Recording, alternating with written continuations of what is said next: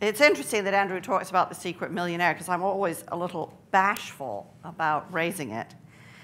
It was a very interesting experience. For those of you who don't know the show, it's a reality television show. I like to think of the better variety. In the sense that nobody gets hurt or humiliated. Where very successful business people go, so to speak, undercover to very poor, challenged communities and try to seek out people who are deserving of their money, support, and advice. And the producers of the show told me after they'd made my particular installment of it, I was the only person they'd ever worked with who had done it not because they wanted to be on television. In fact, really being on television was the most unappealing aspect of the whole exercise from my perspective.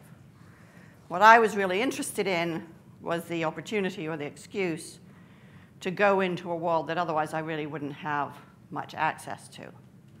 We, all of us in our success, create bubbles that we then find ourselves trapped in. And so I was taken to Nottingham, which is known among the tabloids anyway as the gun capital of Britain. I was made to live in a small apartment on the same amount of money as somebody on benefit would live, which frankly for 2 weeks is no big hardship. But then I had the opportunity to just go and find out what was going on in pretty much the worst part of Nottingham. I can't imagine what the insurance on these programs is, but never mind. It was a really great experience. One of the people that I met in the course of that was a woman named Joanne Brodsky. Joanne is big and fat and ugly, and she smokes, and she has 3 kids by 3 different dads and 3 different ethnicities. She's pretty much not what we'd think of as management talent. And Joanne lives in a huge, ill-considered housing estate, which, among other things, didn't provide plumbing for washers and dryers for laundry. And so, great central planning, you have to love it. And so she set up a community laundry, which is a laundrette within the estate, where people can come and do their laundry, or they can come and leave their laundry. And she is paid by the laundry, but everybody else who works there is a volunteer. And the thinking behind this was, the community gets a laundry, Joanne gets a job, and the volunteers who work for her, who are mostly mothers who are not working, who mostly have no work experience, or if they did have work experience, have, by dint of staying at home, completely lost their confidence, that they would come to the laundrette, they would have an experience of regular formal work, something to put onto their CV, and get back into the labor force. And Joanne's been doing this for a number of years, and her volunteers all get back into the labor force.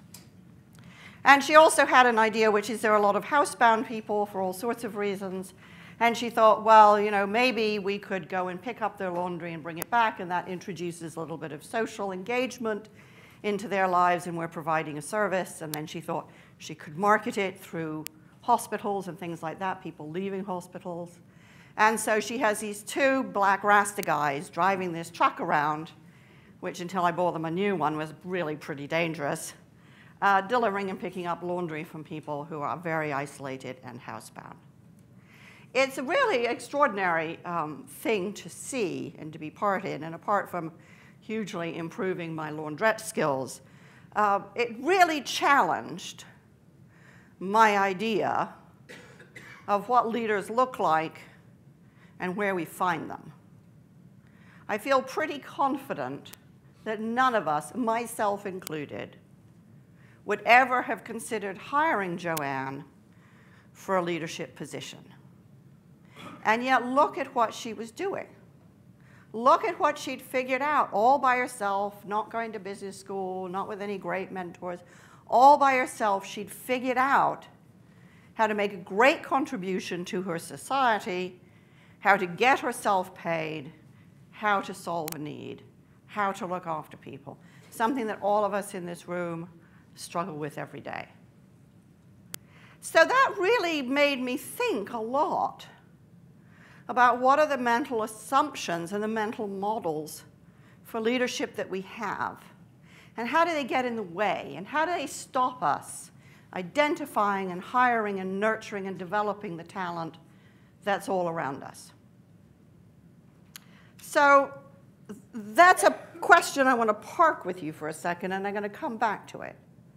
Because in the meantime, as well as washing other people's dirty laundry in Nottingham, I was working on a book, and the book was very inspired by a stack of statistics I came across. It really, really stopped me in my tracks. And the statistics were these. It was that in the United States, and I apologize for all these American data, the truth is the American government is mandated by Congress to collect this data, and any other government that has any sense at all would do the same thing. But in the United States, women are creating new businesses at twice the rate of men. It's 420 new companies every day.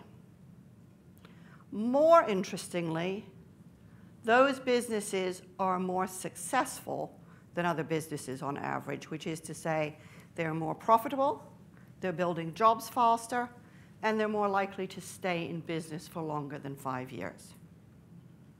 Businesses run by women of color, 4 times as likely to stay in business for more than 5 years. This is 10.6 million companies. They employ more people than the Fortune 100 globally combined.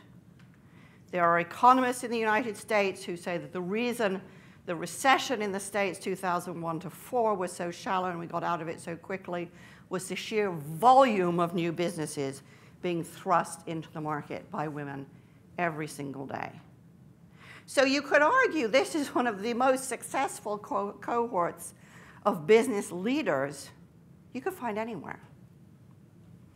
Well, I was staggered by these statistics, and as a female leader, I was kind of embarrassed that I wasn't familiar with them. I thought everybody should know about this. It struck me as really, truly one of the great business stories of my generation. But of course, I was more interested to know why. What were these women doing that was so successful? And if we could figure that out, couldn't we all learn from it?